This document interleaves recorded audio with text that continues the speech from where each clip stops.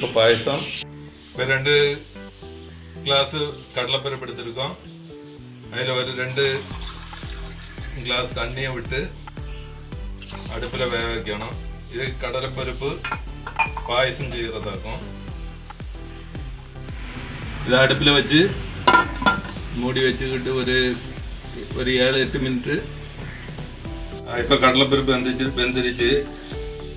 இனி அதை வந்துட்டு இந்த கரண்டியாலேயோ இல்லைன்னா அது மசிக்கக்கூடிய இதுலையோ லைட்டாக ஒன்றும் இந்த இது பண்ணி எடுங்க, மசிச்சு எடுங்க, மசிச்சு விடுங்க.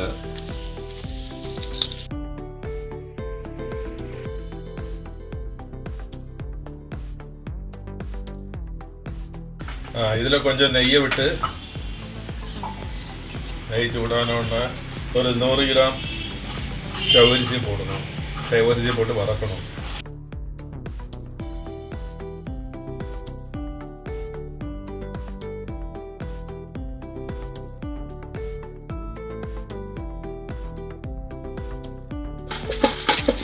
இது நல்ல பொரிச்ச பிறகு இதை ஒரு பிளேட்டில் மாற்றி வச்சுருங்க. இதில் ஒரு 2 கிளாஸ் தண்ணி விட்டுடுங்க. ஜவ்வரிசியை மாற்றி வச்சுட்டு 2 கிளாஸ் தண்ணியை விட்டு நல்லா திளைக்கட்டும்.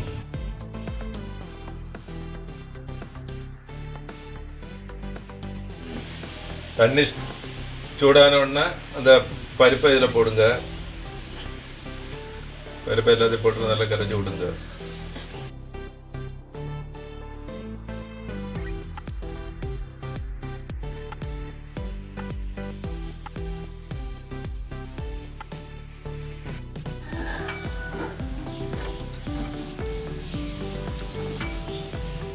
அந்த வேக வச்ச பருப்பை வந்துட்டு அதில் அப்படி இது நல்லா இது பண்ணி விடுங்க. கட்டி பிடிக்காம பார்த்துடுங்க.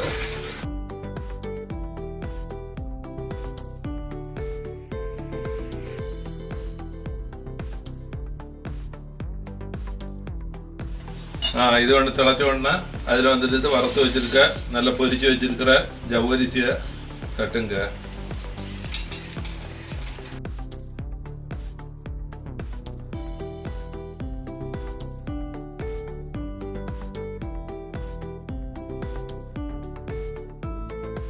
கூட வந்துட்டு சர்க்கரை சேருங்க.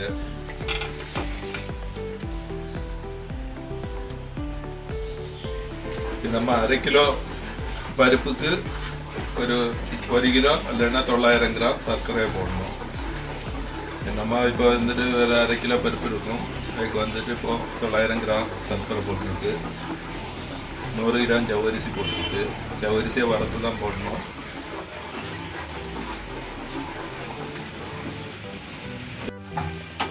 இதில் 2ஆம் பால் வந்துட்டு ஒரு 3 கிளாஸ் இருக்கும். அந்த 3 கிளாஸ் 2ஆம் பாலை ஃப்ரெஷ்ஷாக விட்டுடுங்க.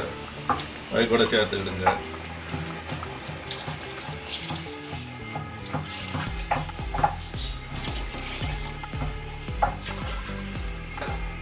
மூணு கிளாஸ் 2ஆம் பால்.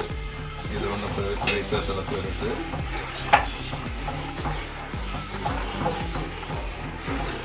இது கொஞ்சம் கொதிச்சு வந்த பிறகு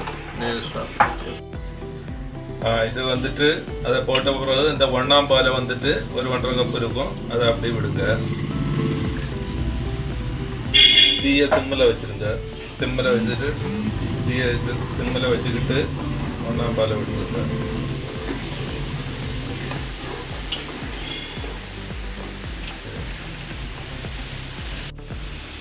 இதை நம்ம கட்டி பிடிக்காம ஒரு 5-10 மினிட்டு இப்படி இலக்கி கொடுத்துட்டே இருக்கணும்.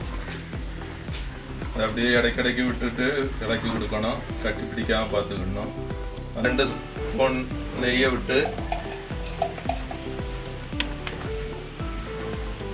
2 ஸ்பூன் நெய்யை விடுங்க.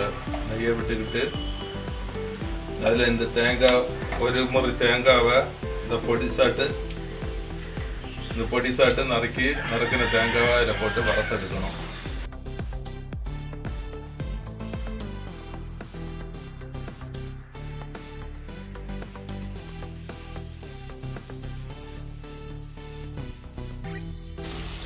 தேங்காய் ஒரு 2-3 மினிட் ஆகும்.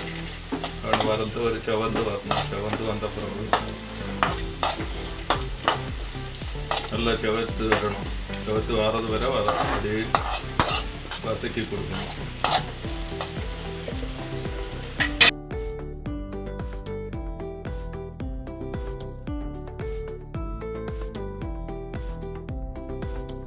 இதை வறுத்த இதில் எடுத்து போடணும்.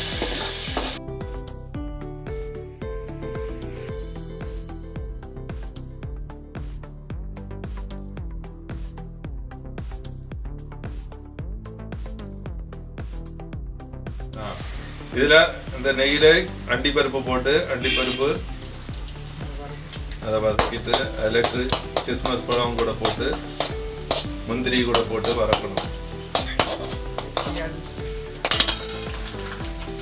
முந்திரியும் போடுங்க.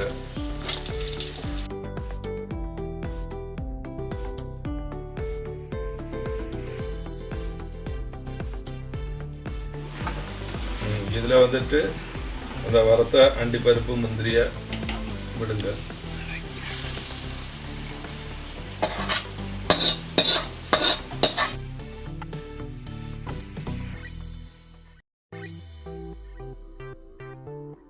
ஒரு 5-8 ஏலக்காயை ஒன்று பொடிச்சு போடுங்க.